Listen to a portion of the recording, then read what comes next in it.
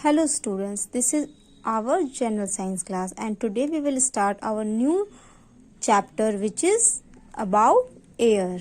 Yes, so students, today we will discuss about air and its properties and composition of air. Okay, so students, before we start this chapter, can you tell me what is air and can we see air? So, air is the mixture of gases surrounding the earth. Okay, and the answer is we cannot see air, but we can feel when it moves. So, students, air is present all around us as we know. We cannot see it, but we can feel it. Our earth is surrounded by a blanket of earth called atmosphere. What is atmosphere? So look here, this is the atmosphere. Our earth, this is the earth. Our earth is surrounded by a blanket of air which is atmosphere. The atmosphere is held by the earth's gravity. Above the atmosphere is the space where there is no air. Even underwater and high on the mountains there is less air. That's why people have to carry oxygen masks for breathing. Look.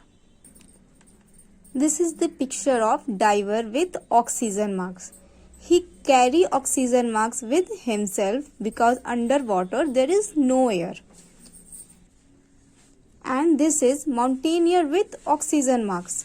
He also carries oxygen masks with himself because there is no air on the mountain also. The atmosphere protects the earth from immense heat and light of the sun.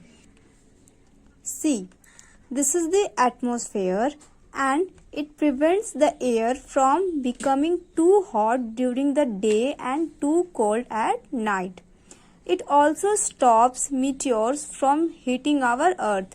It gives the right amount of sunlight to green plants so they can make their food. Atmosphere acts as an envelope of air. It extends from the Earth's surface to an altitude of about 110 miles, that is 660 kilometers. The atmosphere consists of two main layers. The two main layers are troposphere and stratosphere. The atmosphere have also mesosphere, thermosphere and exosphere, but we will discuss only about these two main layers today, about troposphere and stratosphere. So, the first layer above the atmosphere, that is troposphere. Troposphere is the lowest portion of the Earth's atmosphere. It starts at the Earth's surface and goes up at the height of 7 to 20 kilometers above the sea level. This layer contains air fit for respiration. Okay, and about stratosphere. It is the second major layer of the Earth's atmosphere above the troposphere. It is the layer which is up to 50 km and contains the ozone layer. Here, the ozone layer is present, which prevents ultraviolet rays from the sun from reaching the earth. The ultraviolet rays are very harmful for us, so the ozone layer protects the ultraviolet rays from the earth. Okay, so air around us is a mixture of many gases and dust particles. When we breathe, we take in air rich in oxygen. This is called inhale air, and the air we breathe out called exhale air.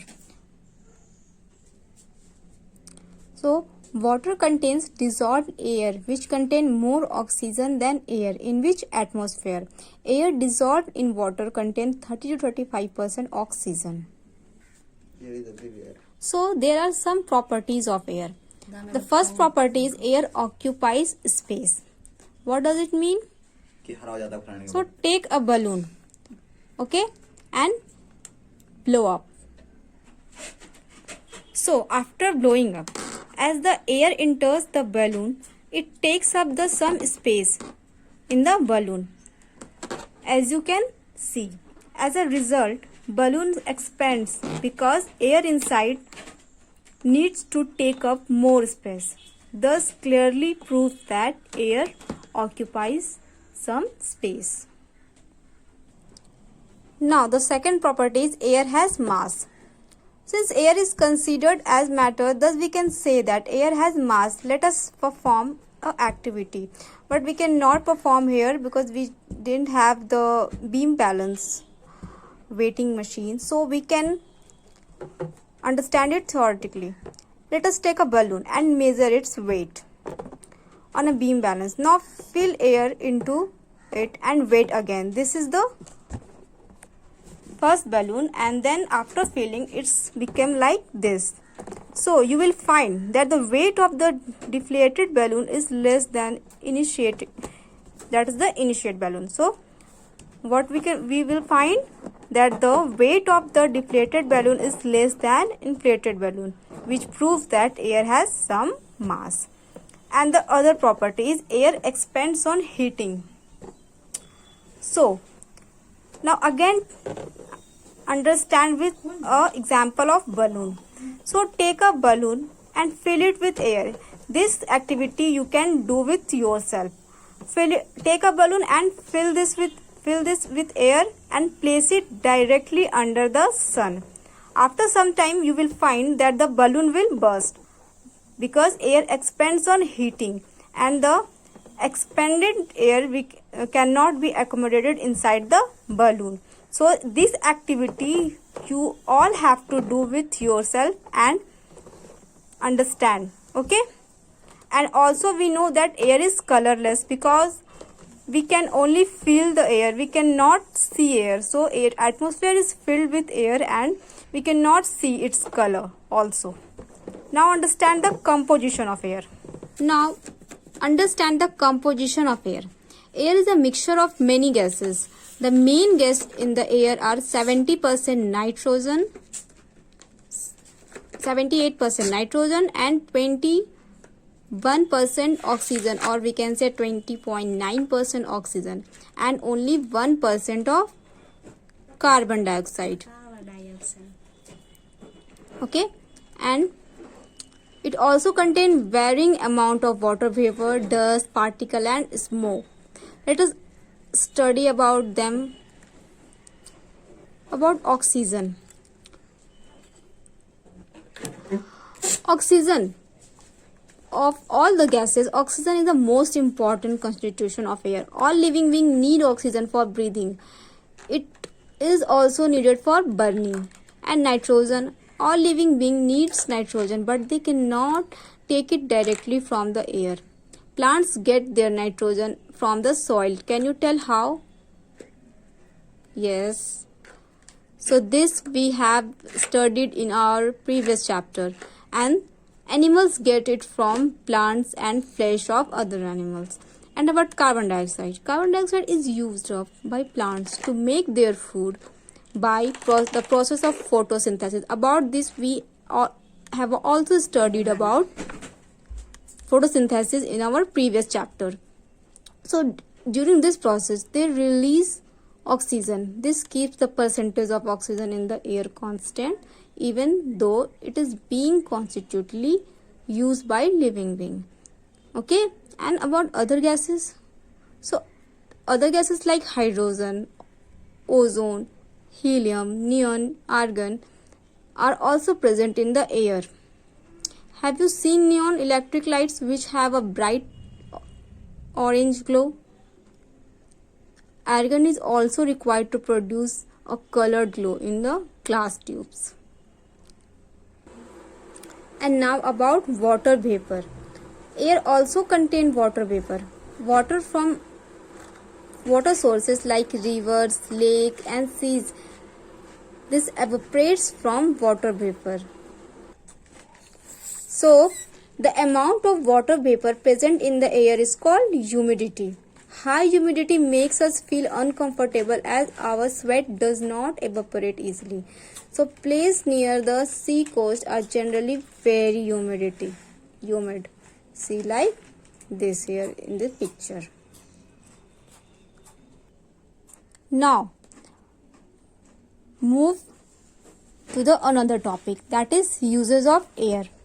So there are some uses of air. The first user, air is needed for burning, and also air is needed for respiration, inhale, exhale, and also respiration in plants and animals. So let's discuss the first one about uses of air. First, air is needed for burning. So oxygen in air is needed for burning because it is essential element in the combustion process. Let's perform an activity to show that oxygen in air supports burning. So students take a candle, okay, and observe that what you observe, that it keeps burning, okay. And now take a glass and cover it.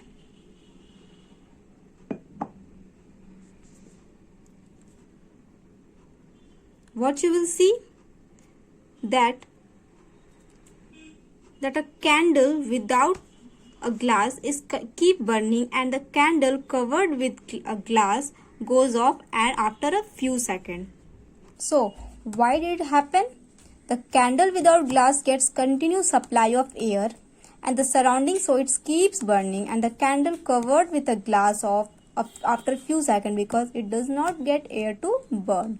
So the presence of air is compulsory for burning. So students, in the previous class we will study about some other uses of air, that is respiration, inhale, exhale, and also respiration in plants and animals, and also we will study about air pollution. So students, bye, take care.